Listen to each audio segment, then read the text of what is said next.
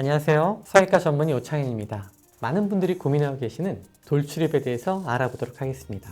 입이 튀어나오면 약간 귀여운 느낌이 있긴 한데 그게 좀 과도하게 나왔을 때는 투박하거나 촌스러운 느낌을 종종 만들 때가 있죠. 이러한 고민을 해결하기 위해서 실제 환자가 어떻게 변화했는지 케이스를 통해서 살펴보는 시간을 가져보도록 하겠습니다. 의학적인 용어는 아닌데 돌출입 자체가 아마 입이 나와 있는 상태를 표현하는 그런 의미인 것 같습니다. 우리 의학적으로 표현하면 이게 양악전돌이라는 말을 쓰는데 이게 너무 어렵잖아요.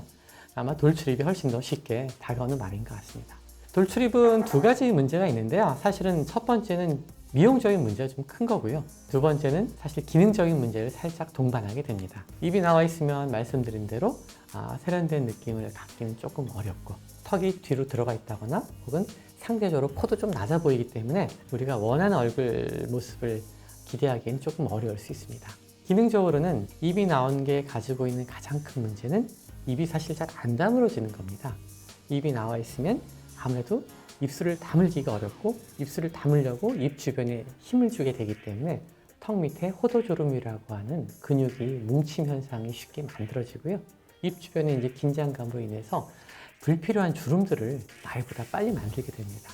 또 하나는 주무실 때 입을 벌리고 주무시게 되죠. 깨어있을 때는 무의식 중에 입 주변의 근육에 힘을 줘서 입을 다물게 되지만 주무실 때에는 근육의 긴장도가 떨어지기 때문에 자연스럽게 입을 벌리고 자게 되거든요. 잘 때 눈을 뜨고 자면 굉장히 눈이 뻑뻑하고 아프겠죠. 입도 마찬가지입니다. 입 안이란 공간이 굉장히 건조해지거든요. 특히 잘 때는 깨어있을 때에 비해서 침의 분비량이 90% 이상이 줄어듭니다.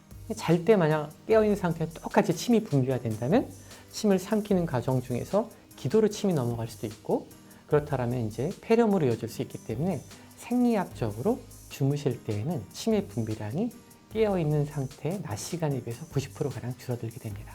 그러니까 아침에 일어나면 입이 좀 텁텁하거나 목이 마른 현상이 생기는 거죠. 또한 돌출입이라고 해도 모두 같은 형태의 돌출입이 아니기 때문에 해결 방법도 여러 가지가 있습니다. 치아가 살짝 들려있는 돌출입 같은 경우는 굳이 수술이 필요가 없이 교정치료만으로도 아주 좋은 효과를 볼 수가 있습니다. 반면에 치아 각도가 앞쪽으로 들린 것만이 아니라 잇몸뼈가 많이 나온 사람이라면 수술을 고려해 보신 것이 좋습니다. 잇몸뼈가 많이 나와 있는 경우에는 교정만으로는 완벽한 해결이 어렵기 쉽고요. 자칫 과도하게 치아를 이동할 때 치아 끝이 혀 쪽으로 많이 눕게 되면 이걸 옛날에 옥리라고 얘기를 했죠. 치아가 혀 쪽으로 많이 눕는 케이스를 만들게 되기 때문에 이러한 경우는 오히려 교정이 해결하기 어려운 문제를 만든다고 볼 수 있기 때문이죠.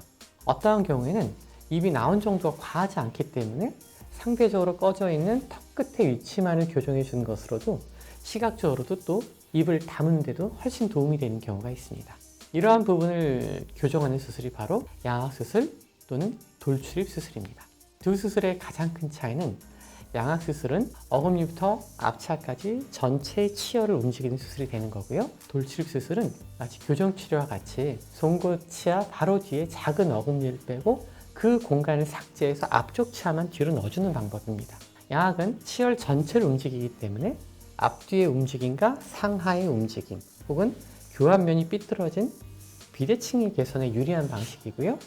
돌출입 수술은 치아를 뺀 공간을 활용해서 앞치아만을 이동하기 때문에 입을 넣는 효과만을 만들 수 있지만 대신 수술 범위가 좁아서 회복도 빠르고 불편이 좀 적은 방식이라고 볼 수 있습니다. 실제 케이스를 보면서 어떻게 치료했는지 한번 살펴보도록 하겠습니다. 이 케이스는 돌출입과 심한 무턱이 동반된 케이스고요. 어떻게 보면은 평균적인 범위를 너무 많이 벗어난 오히려 일상에서는 좀 만나기 힘든 정도의 극단적인 케이스인데 어떻게 좋아질 수 있는지 한번 살펴보도록 하겠습니다. CT 영상을 보면 일반적인 얼굴뼈의 구조와 굉장히 다른 몇 가지를 확인할 수가 있는데요. 상악이라고 하는 부분이 굉장히 많이 튀어나와서 치아 끝단이 코뼈보다도 더 앞쪽으로 위치하고 있다는 거죠. 이러면 입술이 굉장히 많이 들리게 되고 입이 상당히 튀어나온 얼굴 모양을 만들게 됩니다. 보통은 상악이 튀어나올 때 하악도 같이 튀어나오게 되는데 이분 같은 경우는 하악의 발달이 굉장히 미약해서 하악 치아는 굉장히 후방에 위치하고 턱끝도 굉장히 뒤쪽에 위치해서 턱끝과 목 사이에 공간이 거의 없는 상태를 만들고 있죠. 이러한 경우는 굉장히 심한 무턱의 느낌과 돌출입을 만드니까 누가 봐도 좀 이상해 보이는 누가 봐도 좀 평범하지 않은 인상을 만들기 때문에 이분 스스로도 굉장히 어려움이 많았습니다.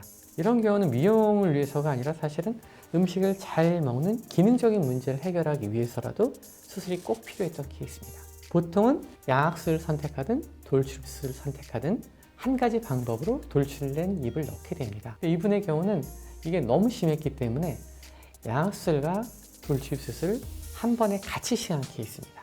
양악으로 한 번 넣고 돌출입으로 또 넣고, 반대로 턱은 앞으로 전진을 시켜서 목과 턱 사이에 공간을 만들어낸 케이스입니다. 엑스레이만 보더라도 일단 나사가 엄청 많이 박혀 있죠. 왜냐하면 양악술과 돌출입술을 같이 시행했기 때문입니다. 위아래 치아가 만나는 면적이 굉장히 넓어졌죠. 수술 전에는 위아래 치아가 만날 수 있는 부분이 이 공간밖에 없었다면 수술 후에는 전체 치아 면적이 위아래 치아가 만나고 있습니다. 자, 그러면 엑스레이 말고 실제 얼굴은 어떻게 변했는지 한번 살펴볼까요? 좌측이 수술 전이고 우측이 수술 후의 모습입니다. 인매와 턱에서 굉장히 큰 변화를 보실 수가 있고요. 측면 모습을 보게 된다면 얼굴 라인에서 굉장히 큰 변화가 나타나게 되죠. 말씀드린 대로 유독 튀어나왔던 위치아와 윗입술은 뒤로 들어가게 되고, 너무나 많이 뒤로 들어가서 턱과 목 사이에 공간을 만들지 못했던 부분은 앞으로 많이 이동돼서 턱과 목 사이에 적절한 공간을 만들어준 케이스입니다. 입이 나온 부분에 대한 고민이 혹시 있으시다면 혼자서 걱정하지 마시고 전문가를 만나서 상담을 받아보시길 추천드리고 싶습니다. 오늘 돌출입에 대해서 살펴보았는데요. 지금까지 성형외과 전문의 오창현이었습니다. 감사합니다.